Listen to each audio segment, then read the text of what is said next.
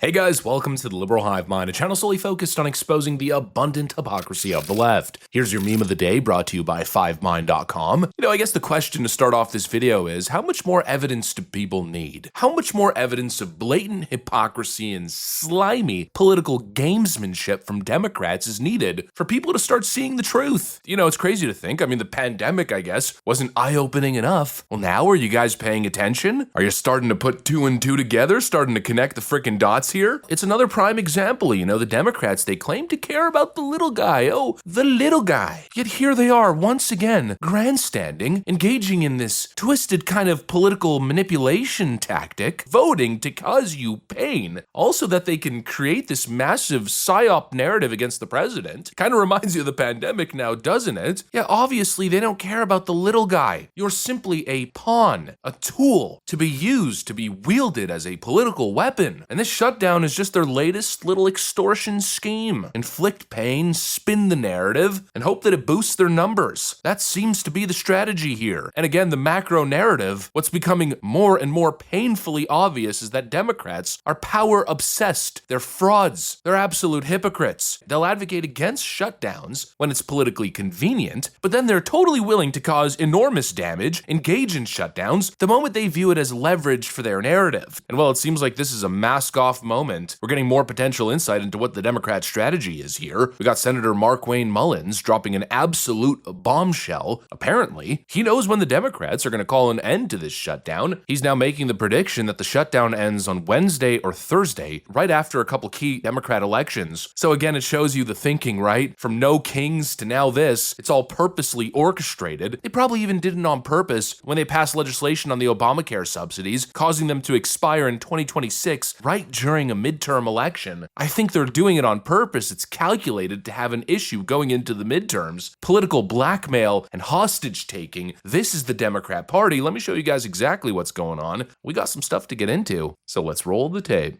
All right, folks, so let's tear into this absolute DNC scam. We got a revelation here. We've got Markwayne Mullins, as I said, dropping a bomb. Take a look. After they went to the rally, they realized that their base was only more dug in. So now what the Democrats are literally telling us this, they plan on open it back up probably Wednesday or Thursday after the election, after they elect a communist in New York to be the mayor, after the New Jersey's gubernatorial race, after Virginia's governor's race. They're going to come out, they're going to look for an exit ramp because they know they're losing. Shoot, even CNN's polls are showing that this isn't good for them. The American people have already been exposed to Congresswoman Clark by saying that this is a leverage point for them. You had Chuck Schumer say every day's getting better for them. You had Senator Coons from Delaware goes out and says it's uncomfortable, but it's a leverage point. And even Bernie Sanders goes out and says they can't open it back up because they lose leverage. But they also know they need an exit ramp. So after the election, Kellyanne, they're going to come out, and at that point, they're going to go out there and rail that they're going to take the high road. They're going to try spinning it on President Trump and the Republicans. And after they get done talking their way out of,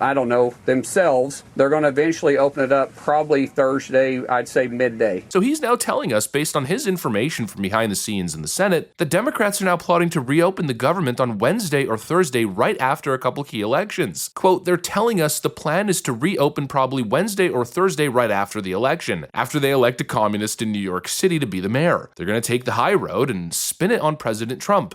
Holy moly. This proves that it's all a political stunt from no kings to this. The way they're timing it. They want to time it right at the end of an election. Probably so they can assess the pain, right? Or at least, maybe, depending on how things go, they're going to attempt to spin it against the president. It's all calculated. It's calculated cruelty. Using the suffering that they're causing with this shutdown as a way to kind of gauge the polls, get a real understanding of how their cynical strategies are working. Clearly that seems to be the intent. Chuck Schumer isn't necessarily even hiding that. He claims that this shutdown gets better for them each and every single day, which actually Democrats are being grilled on in the media. When you hear Senator Schumer say that this shutdown is getting better politically every day for Democrats, I wonder if you agree, given that some 40 million people are about to lose food assistance. Well, first, let me be clear. I don't favor or enjoy any government shutdown. Sadly, I've been through a number of them now, as have the American people. There's real real pain out there. No other country in Western society even has the concept of a government shutdown. We've only had them for the last 50 years. I think they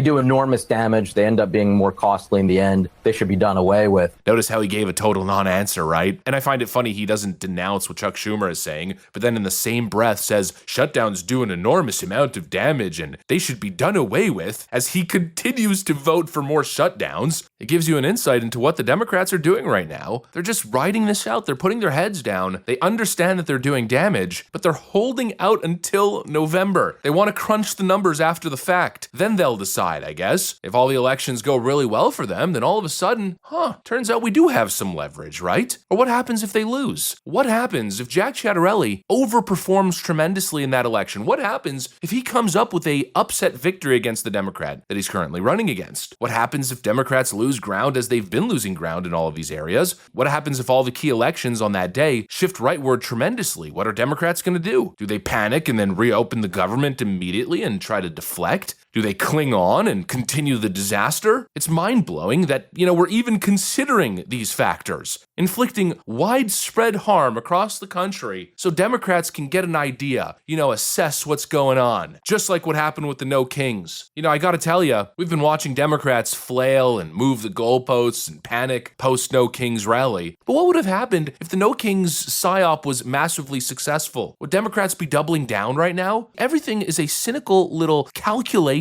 They're playing games with the American people's suffering, and the evidence continues to point to that. All while they claim to be advocating for the peoples, right? Ooh, those in need, the most vulnerable. They're using you as hostages. And even when met face on with the pain that they're causing, you could tell they couldn't care less. We've been speaking to people impacted by the shutdown on this program almost every day, from government workers and SNAP recipients to people who rely on the Affordable Care Act subsidies Democrats want expanded. I've asked every one of them what their message is to politicians here in Washington as this partisan standoff continues. Let's listen. You guys should both to come to whatever consensus that needs to be done in order to put the American people first. You really didn't think this through very well. You really didn't. You all get paid. We don't. We're counting on that. And you took it away. I want everyone to do their job. Do what they have us doing. Our job. Unpaid. Because at least they receiving a paycheck. And their families aren't affected by this. Ours are. What do you say to them? And also the argument members of Congress are getting paid during the shutdown while they're not getting paid.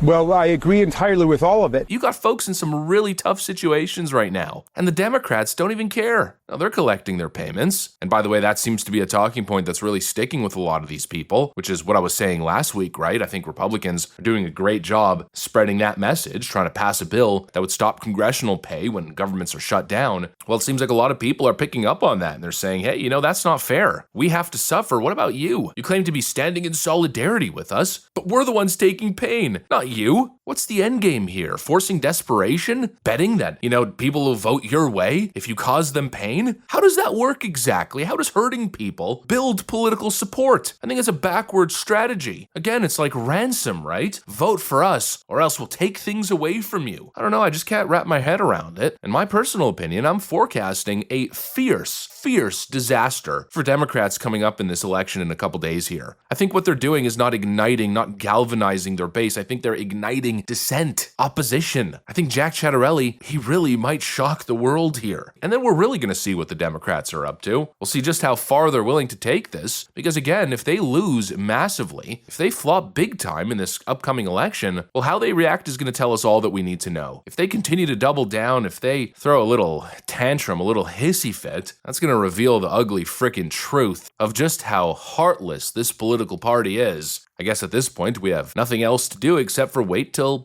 Wednesday, Thursday, midday. Let's see what happens. Let's see what the next Democrat psyop is going to be. If they take massive losses, how are they going to spin it? I mean, how could they possibly blame Trump in that situation? I guess we'll have to see, Nothing ever surprises me with Democrats. The depths that they're willing to go to manipulate the narrative. Let's see what the next desperation psyop has for us. See what they got in store. I guess just stay tuned. Anyways, that's what I got for you guys. Thanks for watching, and I'll see you on the next one.